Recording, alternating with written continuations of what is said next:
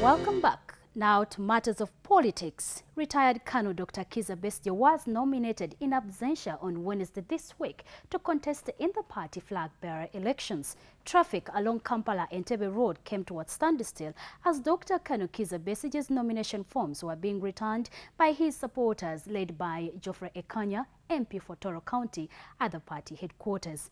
More in the following report.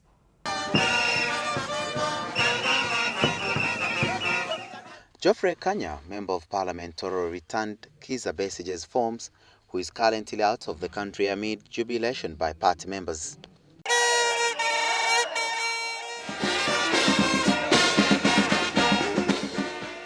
Joclyn Nakibuule, Jack Sabit, Joyce Nabosa, and Wamanga Wamai seconded Besigye's candidature and brought $3 million in cash as a nomination fee. Besigye was also nominated in absentia in 2001 while he was in Luzira prison after he returned from exile in South Africa. Colonel Kizza Besigye would like to assure you that by getting nominated as a flag bearer, the campaign for electoral reform is not abandoned. Joclyn Nakibuule signed on behalf of Colonel Dr. Kizza Besigye and was handed a certificate of candidature together with a party constitution by the Electoral Commission chairperson. Later, Nakibuule spoke on behalf of Besigye to his supporters and sought their support. In the same light, FDC President retired General MUGISHA MUNTU was duly nominated and will now take on retired Colonel Dr. Kizza Besigye to contest for the party flag bearer. This as jubilating supporters of General MUNTU cheered him while returning his nomination forms to the party headquarters at Najanankumbi. Details in this report. General MUNTU arrived at the venue at around 1 p.m. and presented himself before the party electoral commission.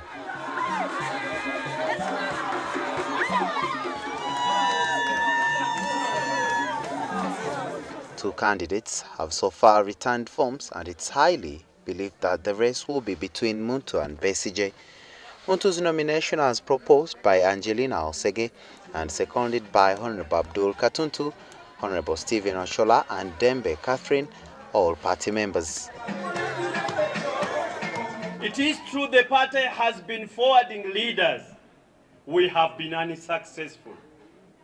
For those of us who love football, when you feed a team against another, and you lose once, you lose twice, you lose 3 times, you must change the tactic. Party Electoral Commission Dan Mugarura declared General MUNTU duly nominated after he deposed a nomination fee of 3.5 million shillings.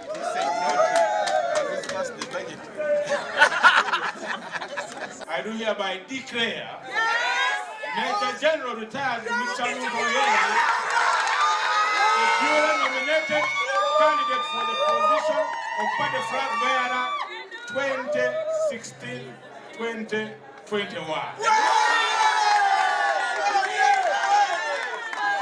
Congratulations, sir. General MUNTU is to compete with Colonel Dr. Kizza Besigye for the party flag bearership in the forthcoming party elections. This will be the second time for MUGISHA MUNTU to stand against Colonel Dr. Kizza Besigye, the first time being in 2010. This competition must not be about emotional attachments to MUNTU or Besigye. This competition is about a winning strategy.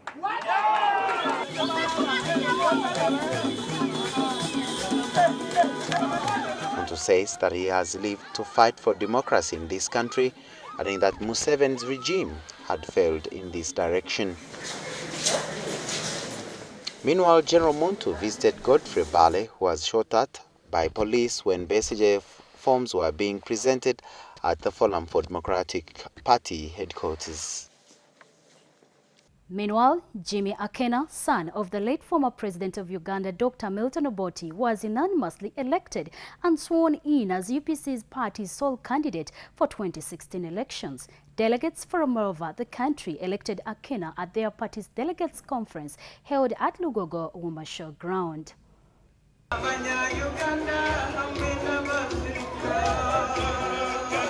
A delegates conference of more than 500 people elected Jimmy AKENA, after which he was immediately sworn in. He becomes UPC's fourth president after his father Milton Obote, mother Maria Obote, and Olaro Tunu respectively. I,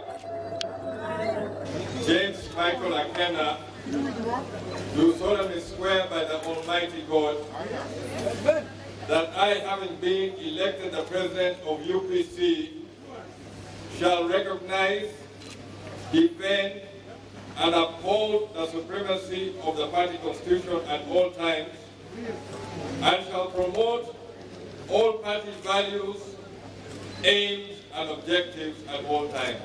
Members, however, accused Otunu of having done nothing developmental during the 5 years as UPC president. Olaro Otunu is a snake that has come to kill UPC. But I promised that he will never defeat UPC. UPC is going to defeat him. And I'm very correct. He's gone and gone forever. Acheng Ruth, the woman MP Koli district, said everything possible would be done to ensure that those who did not endorse AKENA do not leave the party. Everyone has a right to vote for his or her own choice. So those who do not disagree, I am not against their views. And only six people disagree. And that does not mean that we are going to leave out the six. The six, we shall get why they were disagreeing and what the problem is, and we shall move together with them. We're not going to leave. Soon after his election, Jimmy AKENA emphasized that UPC must remain strong and always determined to struggle for power, just like other parties. I requested for your presence here to discuss serious matters pertaining to our party in preparation for the road that lies ahead. Some UPC members, however, disassociated themselves from the idea of joining the opposition parties to front one candidate. Nachanzi Hasfa, WBS News. Now, for the first ever in Uganda's religious history, fundraising in places of worship is now no more until after elections. The resolution was made by religious leaders and their umbrella body, Inter-Religious Council. Announcing this resolution, Church of Uganda Archbishop His Grace Stanley Ntagali said politicians have resorted to using God's houses as campaign platforms. Religious leaders expressed the need to meet political aspirants to discuss with them the best way to conduct non-violent politics. As the 2016 general elections come nearer, most of the aspirants have shown interest in specific elective positions. Religious leaders have strongly advised faith-based leadership to limit or suspend fundraising activities in places of worship or institutions during the election time. We advise faith-based leadership to limit or suspend fundraising activities in our places of worship or institutions during the election season. This has the potential to compromise our prophetic voice and undermine our impartiality and independence. Religious leaders said they are against religious leaders taking sides in elective politics. They added that they do so on their own. Distance ourselves from the company of those religious leaders who have chosen the path of political partisanship. This is to avoid creating a wedge between our followers or undermining our impartiality and independence. The church leaders will meet all political aspirants in different elective positions to encourage them to avoid discriminative and violent politics, to avoid a scenario similar to that of Kenya in the recent elections. We ask that the leaders of all the political groups, the flag bearers, convene in one place and allow us to address them together. We know that if we speak to them, they might listen to the voice of reason. We are observers, but from a different corner, and we are looking for that opportunity to meet them. They also advised all aspirants to strictly adhere to Electoral Commission laws.